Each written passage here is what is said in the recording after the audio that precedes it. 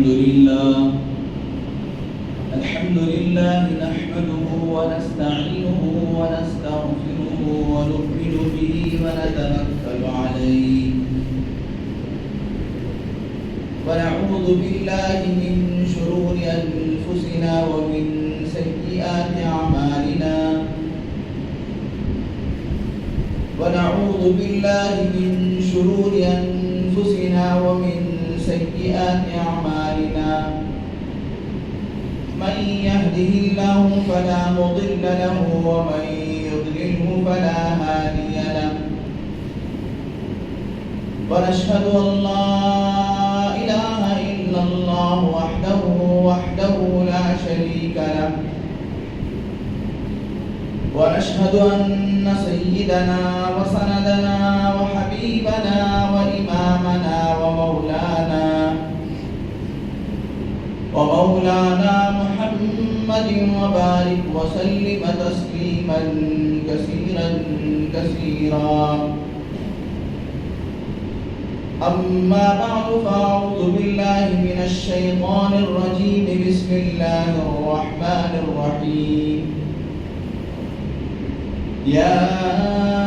أيها الذين آمنوا لا تتخذوا اليهود والنصارى أولياء بعضهم أولياء بعض ومن يتولهم منكم فإنه منهم إن الله لا يهدي القوم الظالمين صدق الله العظيم وصدق رسوله النبي الكريم ونحن على ذلك لمن الشاهدين والشاكرين سبحانك لا علم لنا إلا ما علمتنا إنك أنت العليم الحكيم رب اشرح لي صدري ويسر لي أمري واحلل عقدة من لساني يفقهوا قولي اللهم صل على سيدنا مولانا محمد في أول كلامنا اللهم صل على سيدنا مولانا محمد في أوسط كلامنا اللهم صل على سيدنا مولانا محمد في آخر كلامنا تمام تعریفیں تمام بڑائیاں اور بزرگیاں خدا رب الجلال کے لیے جس کی خدائی میں کوئی شریک نہیں بلکہ پروردگار ہے اس کا کوئی ساچی اور ہمسر نہیں وہ ہمیشہ سے ہے اور ہمیشہ رہے گا ہم سب اس کے کمزور اور ناتواں بندے ہی وہ ہمارا خالق ہے مالک ہے پالنہار ہے پروردگار ہے ہر پل ہر لمحہ کروڑ ہر کروڑ انگنت تعداد درود و سلام امام الانبیاء خاتم النبیین سید المرسلین محمد مصطفیٰ احمد مجتبیٰ حضرت رسول پاک صلی اللہ علیہ وسلم پر یا رب صلی وسلم دائما ابدا علی حبیبک خیر الخلق کلہم معزز سامعین اکرام فرزندان اسلام بہت ہی قابل قدر بزرگوں اور دوستوں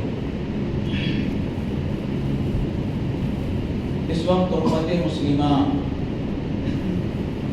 خاص کر اہل فلسطین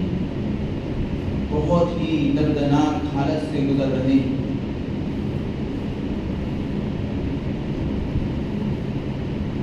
پیارے آقا حضرت محمد رسول اللہ صلی اللہ علیہ وسلم نے ارشاد فرمایا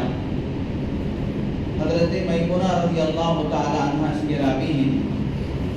آپ صلی اللہ علیہ وسلم نے فرمایا اگر تم سے ہو سکے تو تم مسجد اقصی میں جا کر نماز پڑھو اپنی پیشانیوں کو مسجد اقصی کے سجدوں سے آراستہ کرو پوچھا کہ اللہ کے رسول اگر ہم کو وہاں تک رسائی نہ ہو سکے، ہم وہاں تک جا نہ سکے تو ہم کیا کریں؟ رسول اللہ صلی اللہ علیہ وسلم نے فرمایا اگر تم وہاں تک نہیں جا سکتے، تم سے ہو سکے تو تم مسجد اقصی کی قندیلوں کے لیے، مسجد اقصی کی چراغوں کے لیے، مسجد اقصی کو روشن کرنے کے لیے تیل بھیج سکتے ہو تو تیل ہی بھیج دو۔ مطلب یہ ہے کہ مسجد اقصی کی، اہل فلسطین کی، بیت المقدس کی جتنا تم سے ہو سکے اتنا تم مدد کرو۔ اگر تم سے ہو سکے تو تم وہاں پہنچ کر نماز ادا کرو، اور اگر یہ نہیں ہو سکتا تو مسجد اقصی کے لیے تم تیل ہی بھیج دو تاکہ اس کے ذریعے سے وہاں پر چراغیں جلیں۔ قرآن مجید میں اللہ تعالیٰ فرماتے ہیں یا ایھا الذین آمنوا، اے ایمان کے رکھنے والوں، لا تتخذوا اليہود والنصارى اولیاء، یہود اور نصارہ کو تم دوست مت بناؤ۔ کہ یہود اور نصارہ، یہود تو آپ کو معلوم ہے جو اس وقت اسرائیل کی شکل میں ہے، حالانکہ یہ یہود اتنے خبیث ہیں کہ رسول اللہ صلی اللہ علیہ وسلم جب مدینہ منورہ تشریف لے گئے تھے تو 4,500 یہودی مدینے میں بستے تھے۔ اللہ کے نبی نے ان سب کو مدینے سے نکال کر خیبر بھیج دیا۔ یہ جہاں کہیں رہیں گے، ان کی گھٹی کے اندر شرارت اور ان کی نس نس کے اندر فتنہ، اور ایسی خبیث النسل قوم ہے کہ اللہ کے نبی صلی اللہ علیہ وسلم نے ان کو مدینے سے نکال کر خیبر بھیج دیا۔ اور جب حضرت عمر رضی اللہ تعالیٰ عنہ کا زمانہ آیا تو حضرت عمر رضی اللہ تعالیٰ نے ان کو خیبر سے بھی نکال کر جزیرۃ العرب کے باہر کر دیا۔ ان کا کوئی ٹھکانہ نہیں تھا، ان کو کوئی پناہ دینے کے لیے تیار نہیں۔ جب ہٹلر کا دور آیا تو ہٹلر نے 90% یہودیوں کو قتل کر کے لاشوں کی ڈھیر اور لاشوں کی انبار لگا دیا، اور اس نے صرف 10% یہودیوں کو چھوڑا، اور یہ کہہ کر چھوڑا کہ لوگ مجھے ظالم کہتے ہیں، ان کے مارنے کی وجہ سے، ان کو ختم کرنے کی وجہ سے بعد میں لوگوں کو پتا چلے گا کہ یہ کتنے خبیث نسل ہیں، ان کے اندر کتنی خباثت ہے، اور یہ جہاں کہیں بھی رہتے ہیں وہاں پر آگ لگا دیتے ہیں، اس علاقے کو تہس نہس کر دیتے ہیں۔ چنانچہ میں نے 10% کو اس لیے چھوڑا کہ تاکہ لوگوں کو پتا چلے کہ میں نے ان کو کیوں ختم کیا۔ تو آج پوری دنیا دیکھ رہی ہے، آج پوری دنیا دیکھ رہی ہے۔ جب ان کو ملکوں سے نکالا گیا تو کوئی ملک ان کو پناہ دینے کے لیے تیار نہیں تھا، کوئی ملک ان کو پناہ دینے کے لیے تیار نہیں تھا۔ 1900 کی جو عیسوی ہے میرے دوستو، 1901 سے شروع ہو کر 2000 تک پہنچے، اب 2023 چل رہا ہے۔ جو یہ 1900 کی عیسوی یہ پوری دنیا کے اعتبار سے اس قدر تاریخ اور اس قدر فتنوں سے اور میرے دوستو حالات سے بھری پڑی ہے کہ ایسی عیسوی کبھی زندگی کے اندر دنیا میں جنم نہیں لی۔ 1900 عیسوی کے بعد ہی آپ لوگوں کو معلوم ہے کہ یہ اسرائیل فلسطین کے اندر جنم لیا۔ اسرائیل خطے دنیا کے خطے پر، دنیا کے نقشے پر اس کا کوئی وجود نہیں تھا، اور اس 1900 ہی کی دہائی میں خلافت عثمانیہ کو ختم کیا گیا۔ سرکار دو عالم حضرت محمد الرسول اللہ صلی اللہ علیہ وسلم کے بعد جو خلافت کا دور چلا ہے، حضرات صحابہ کرام میں سے جو 4 خلفاء گزرے، اس کے بعد پھر خلافت امیہ کا دور آیا، وہ بھی صدیوں تک چلتا رہا، اور اس کے بعد پھر خلافت امیہ کے بعد خلافت بنو عباسیہ کا دور آیا۔ تاریخ سے ہم لوگ ناواقف ہیں،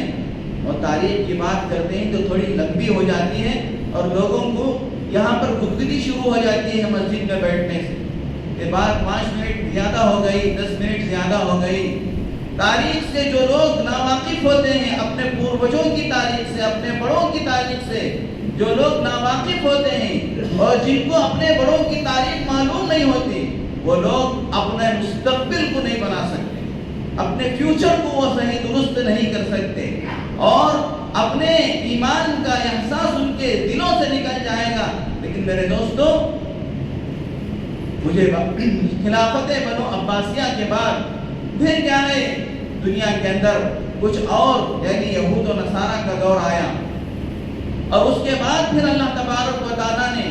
اپنے فضل سے ایک ایسی خلافت مسلمانوں کو عطا فرمائی جس کو خلافت عثمانیہ کہتے ہیں۔ خلافت عثمانیہ اتنی بڑی سپر پاور حکومت تھی جس کا جو کیپٹل تھا، جیسے آج دنیا کے اندر امریکہ سپر پاور ہے اور اس کا جو پائے تخت ہے جسے وائٹ ہاؤس کہا جاتا ہے، خلافت عثمانیہ کا باب عالی اس کو کہتے تھے، یعنی ان کا سپر پاور جو ان کا کیپٹل تھا، جہاں سے اگر کوئی بات نکل جاتی تو پوری دنیا کو اس پر عمل کرنا ہو۔ چنانچہ یہ جو مسلمانوں کے 56، 55، 56، 57، 58 ملک ہیں،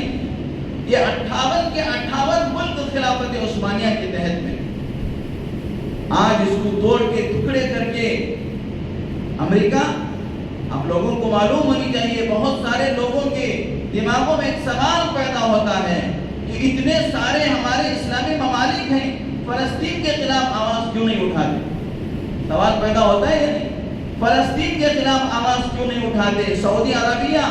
اتنا بڑا ملک ہے، اتنی بڑی طاقت ہے، کویت، دبئی، یہ سارے کے سارے صرف زبانی جمع خرچ کر رہے ہیں لیکن کوئی عملی اقدام نہیں کر رہے ہیں۔ آپ کو معلوم ہونی چاہیے کہ ان تمام ملکوں میں، چاہے وہ سعودی ہو، چاہے وہ دبئی ہو، کویت ہو، بحرین ہو، مصر ہو، ان تمام ملکوں کے اندر امریکہ نے بڑی عیاری اور بڑی ہوشیاری سے اپنی فوجوں کو بٹھا کر رکھا ہے۔ سعودی عرب کے اندر تقریباً 13 یا 14 فوجی اڈے ہیں جو امریکہ کے ہیں، کویت کے اندر امریکہ کے فوجی اڈے ہیں، چھاؤنیاں ہیں، دبئی کے اندر ہر جتنے بھی گلف کنٹریز ہیں اور ان کا امریکہ سے معاہدہ ہوا ہے، کیا بات کر کے کہ اگر تم پر کوئی دشمن حملہ کرے گا تو میری فوجیں تمہارا ساتھ دیں گی، اور مجھ پر میں کسی ملک پر حملہ کروں اور میرے ہمباری کسی ملک پر حملہ کرے،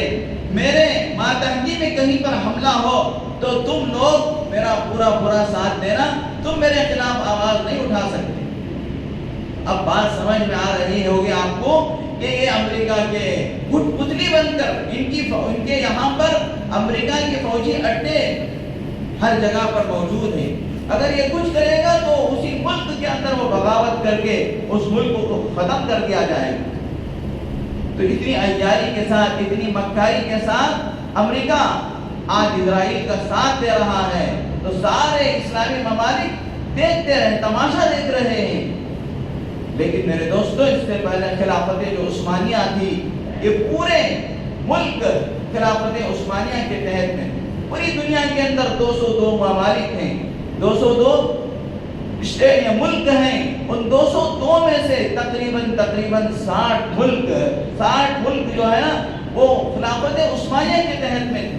یعنی 1/4 پوری دنیا مسلمانوں کے ہاتھ میں تھی، بہت حصہ پوری دنیا مسلمانوں کے ہاتھ میں تھی۔ تو چنانچہ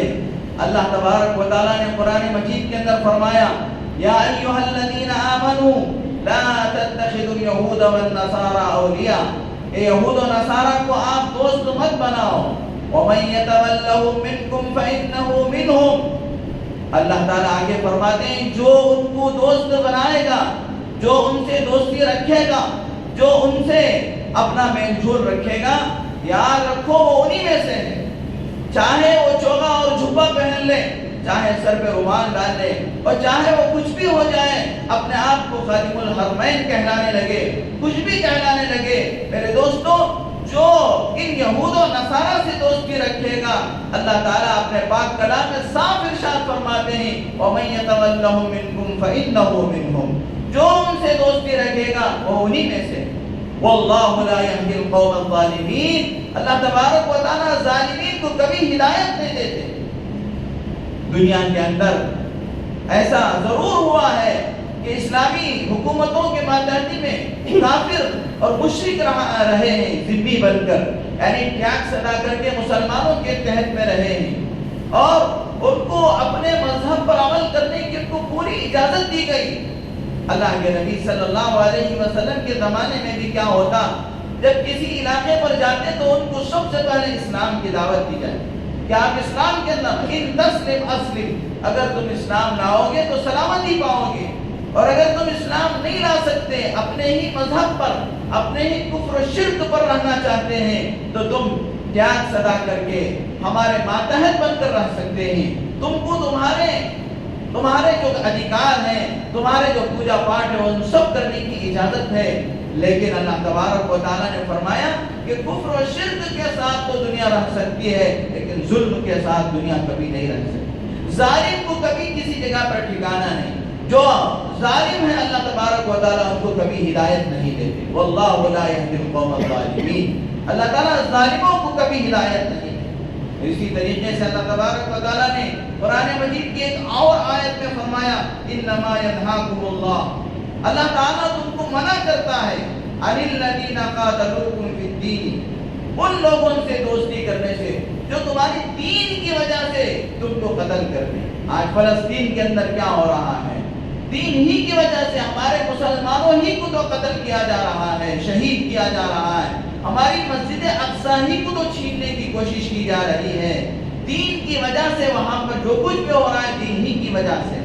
اللہ تبارک و تعالیٰ فرماتے ہیں وَأَخْرَجُوكُم مِّن دِيَارِكُمْ، اور تم کو تمہارے شہروں سے نکالنا چاہیں گے، تم کو تمہارے وطن سے نکالنا چاہیں گے۔ میرے دوستو، ارض فلسطین یہ مسلمانوں کی بلکہ حضرات انبیاء علیہ السلام کی سرزمین ہے۔ یہ لوگ عیسائی جو اسرائیل ہے، یہودی ہے، ان کا جو ان کے دماغوں میں جو چیز ہے وہ گریٹر اسرائیل بنانا چاہتے ہیں۔ گریٹر اسرائیل کا نام آپ نے سنا ہوگا، گریٹر اسرائیل کس کو کہتے ہیں، یعنی یہ لوگ پورے اس علاقے کو قبضہ کرنا چاہتے ہیں جہاں پر حضرت یوسف علیہ السلام نے مصر کے اندر حکومت کی ہے۔ وہ کہتے ہیں کہ یوسف علیہ السلام بھی ہمارے ہیں، اس لیے کہ یوسف علیہ السلام یعقوب علیہ السلام کے بیٹے ہیں، یعقوب علیہ السلام ہی کو بنی اسرائیل کہا جاتا ہے، لہذا وہ ہمارے ہیں۔ اور اسی طریقے سے جتنے بھی حضرت داؤد علیہ السلام، حضرت سلیمان علیہ السلام اور حضرت موسیٰ علیہ السلام، یہ جہاں جہاں رہے ان تمام علاقوں کو، یہاں تک کہ سعودی عرب کے اندر بھی یہودی رہے اللہ کے نبی صلی اللہ علیہ وسلم کی بعثت سے پہلے، تو اس کو بھی قبضہ کر کے اس کو گریٹر اسرائیل بنانا چاہتے ہیں۔ لیکن میرے دوستو، حضرات انبیاء علیہ السلام کی شریعت، حضرات انبیاء علیہ السلام کی کتابیں اس وقت تک تھی جب تک کہ نبی آخر الزمان حضرت محمد الرسول اللہ صلی اللہ علیہ وسلم نہیں آئے تھے۔ جب آپ علیہ السلام دنیا کے اندر آئے تو اللہ نے تمام شریعتوں کو منسوخ کر دیا، تمام مذہبوں کو اللہ تعالیٰ نے منسوخ کر کے اللہ تبارک و تعالیٰ نے نبی رحمت صلی اللہ علیہ وسلم کے ذریعے اعلان فرما دیا کہ انا خاتم النبیین، میں آخری نبی ہوں، لہذا اب جتنی شریعتیں تھیں وہ تمام شریعتیں منسوخ ہو گئی، جتنے مذاہب تھے وہ تمام مذہب منسوخ ہو گئے، جتنی کتابیں تھیں وہ تمام کتابیں منسوخ ہو گئی۔ اللہ کا کلام قرآن مجید اور اس کی تعلیمات پر عمل کرنا یہ سب کے لیے ضروری ہے۔ جو نجات پانا چاہتے ہیں، جو دنیا اور آخرت کی کامیابی حاصل کرنا چاہتے ہیں، ان سب کے لیے اللہ اور اللہ کے رسول صلی اللہ علیہ وسلم کو ماننا، آپ کی شریعت کو ماننا، یہ سب کے لیے ضروری ہے۔ یہاں تک کہ آخر دور میں جب سیدنا عیسیٰ علیہ السلام دنیا کے اندر آئیں گے تو حضرت عیسیٰ علیہ السلام بھی نبی بن کر نہیں، اللہ کے نبی کے امتی بن کر آئیں گے، اور انہوں نے اپنی شریعت نہیں چلائیں گے بلکہ رسول اللہ صلی اللہ علیہ وسلم کی شریعت کی تبلیغ کریں گے۔ آپ علیہ السلام کی تعلیمات اور آپ علیہ السلام کے طور طریق کو وہ رائج کریں گے اور لوگوں کو آپ صلی اللہ علیہ وسلم کی شریعت کے مطابق عمل کرنے کی دعوت دیں۔ چنانچہ میرے دوستو، اللہ تبارک و تعالیٰ نے قرآن مجید کے اندر فرمایا وَمَن يَتَوَلَّهُم مِّنكُمْ فَأُولَٰئِكَ هُمُ الظَّالِمُونَ، جو لوگ بھی ان دشمنوں کا یعنی یہود و نصارہ کا ساتھ دیں گے، جان لو کہ وہ ظالم ہیں۔ میرے دوستو، ہم لوگوں کو، ہم یہاں پر ہیں، بہت سارے سوالات پیدا ہوتے ہیں کہ یہاں پر بیٹھ کر ہم یہاں کی اس ملک میں رہ کر ہم ان کا کیسے تعاون کر سکتے ہیں۔ میرے دوستو، جو ہم سے تعاون ہونا چاہیے وہ تعاون کرنے کے واسطے بھی ہم لوگ کیا ہے بہانے تلاش کر لیتے ہیں۔ ہم لوگ کیا ہے اپنے مقصد کو تلاش کر لیتے ہیں۔ چنانچہ آج فلسطین کے اندر کیا ہو رہا ہے، کیسے ظلم ہو رہا ہے اور کیسے معصوم بچوں کو میرے دوستوں قتل کیا جا رہا ہے، اس کے لیے اسرائیل جو پوری دنیا کے اندر، حالانکہ میرے دوستوں پوری دنیا میں اگر ہم اسرائیل جو یہودی ہیں ان یہودیوں کو دیکھیں گے تو 13 کروڑ سے زیادہ نہیں ہیں۔ مسلمان جیسا کہ میں نے گزشتہ جمعہ آپ کو بتایا تھا کہ 1.5 ارب سے زیادہ ہے۔ 1 ارب 50 کروڑ سے زیادہ مسلمان ہیں، اور وہ لوگ صرف 1.5 کروڑ ہیں، لیکن ان کی اکنامک اور ان لوگوں کی معیشت عروج پر ہے۔ ان سب چیزوں کو ہم ہی لوگوں نے بڑھاوا دیا ہے۔ اگر ہم سب مل کر یہاں پر رہ کر میرے دوستو اسرائیل کا ہم بیکاٹ کریں گے، یعنی اس کے پروڈکٹس ہیں، جو اس کے مصنوعات ہیں، جو وہ چیزیں بناتا ہے، ان چیزوں کو استعمال کرنا ہم چھوڑیں گے، پھر میرے دوستوں اس کی کمر ٹوٹے گی اور یہ دشمن اپنے آپ مرے گا، ختم ہوگا۔ اور یہ بات بھی آپ یاد رکھیں کہ یہ اسرائیل کو اللہ تبارک و تعالیٰ ضرور، یہ یہود و نصارہ کو اللہ ضرور تباہ و برباد کریں گے۔ یہ قوم ایسی ڈر پھسلی قوم ہے۔ ابھی حماس نے چند میزائل اسرائیل پر داغا ہی تھا کہ پورا ایئرپورٹ بھر گیا، سب لوگ وہاں سے بھاگنے کے لیے۔ یہ اللہ تعالیٰ خود قرآن مجید کے اندر فرمائے ایک بزدل قوم ہے، لیکن مسلمان بزدل نہیں ہے، مسلمان بزدل نہیں ہے۔ مسلمانوں کے مقابلے میں یہود اور نصارہ بہت بڑے بزدل ہیں کہ آپ نے دیکھا ہوگا کہ اسرائیل کے ایئرپورٹ سب کے سب بھرے ہوئے ہیں اور پورے فلائٹ بھرے ہوئے ہیں، وہ اسرائیل چھوڑ کے جانا چاہتے ہیں، اور اسرائیل کا ایک فوجی تو ہاتھ جوڑ کے اسرائیل سے درخواست کر رہا ہے کہ مجھے چھوڑ دو، میں دنیا کے ایسے کونے میں اپنی فیملی کو لے کر چلے جاؤں گا کہ پھر کبھی پلٹ کر اسرائیل کی طرف نہیں دیکھوں گا۔ وہی میرے دوستو مسلمان کو دیکھیے، اسرائیل فلسطین کے بچوں کو دیکھیے، اور فلسطین کی عورتوں کو دیکھیے، فلسطین کے نوجوانوں کو دیکھیے۔ میرے دوستو دنیا میں ساری چیزیں بنتی ہوں گی، چائنا کے اندر ساری چیزیں بن رہی ہوں گی، لیکن مرد جسے کہتے ہیں وہ فلسطین میں بنتی ہے، ہمت اور حوصلہ جسے بولتے ہیں وہ فلسطین کے۔ میرے دوست اپنی آنکھوں کے سامنے موت کو دیکھ رہے ہیں، لیکن کبھی کسی فلسطینی بچے کی زبان سے، کبھی کسی فلسطینی عورت کے زبان سے، کبھی کسی فلسطینی نوجوان کے زبان سے تم نے نہیں سنا ہوگا اور نہیں سنیں گے کہ ہم فلسطین چھوڑ کر جانا چاہتے ہیں، ہم فلسطین چھوڑ کے جانا چاہتے ہیں، وہ کبھی نہیں کہیں۔ اور ان لوگوں سے پوچھا جاتا ہے تو وہ کہتے ہیں کہ ہمارے جسم کے اندر ایک خون کا قطرہ باقی رہے، ہم اسی ارض فلسطین پر رہیں گے اور ہم مسجد اقصی کی حفاظت کریں گے، اسی ارض فلسطین پر رہیں گے اور مسجد اقصی کی حفاظت کریں گے۔ کیوں نہیں میرے دوستو، وہ زمین ہی ایسی ہے جس کے اندر قرآن کی تاریخی واقعات اللہ تبارک و تعالیٰ نے اس زمین کے اندر اللہ نے نمودار فرمایا۔ سورہ نمل کے اندر اللہ تبارک و تعالیٰ نے ایک چونٹی کا واقعہ بیان کیا ہے۔ سورہ نمل میں اللہ تبارک و تعالیٰ نے ایک چونٹی کا واقعہ بیان فرمایا کہ حضرت سلیمان علیہ السلام اپنے لاؤ لشکر کو لے کر ایک وادی کے اندر پڑاؤ ڈالے، یعنی اترنا چاہا، تو وہاں پر چونٹیوں کے بلیں تھی۔ اس میں سے ایک چونٹی نے کہا یا ایھا النمل ادخلوا مساکنکم لا یحطمنکم سلیمان، اے چونٹی بہنوں تم سب کے سب اپنی بلوں کے اندر چلے جاؤ، اس لیے کہ حضرت سلیمان کا لشکر یہاں پر اترنے والا ہے، کہیں حضرت سلیمان کے لشکر کے پاؤں تلے تم دب کر مر نہ جاؤ۔ چنانچہ اللہ تبارک و تعالیٰ نے اس واقعے کو قرآن میں بیان کر کے اس بات کو امت مسلمہ کو سمجھانے کی اللہ نے کوشش کی کہ جب ایک چونٹی اپنی چونٹیوں کی فکر کرتی ہے تو اللہ نے اس کے واقعے کو قرآن میں بیان کیا۔ حضرت انسان جب انسانیت کی فکر کرتا ہے، ایک ایک انسان، فرمایا کہ جتنے لوگ ہیں وہ تمام ایک ایک انسان پوری امت کا ذمہ دار ہے، اور پوری امت ایک انسان کی۔ مطلب کیا ہے کہ اگر ایک آدمی ہدایت پر ہے اور ساری امت گمراہی پر جا رہی ہے، وہ ایک آدمی جو ہدایت پر ہے اس کے ذمہ یہ ہے کہ ان تمام کو وہ نیک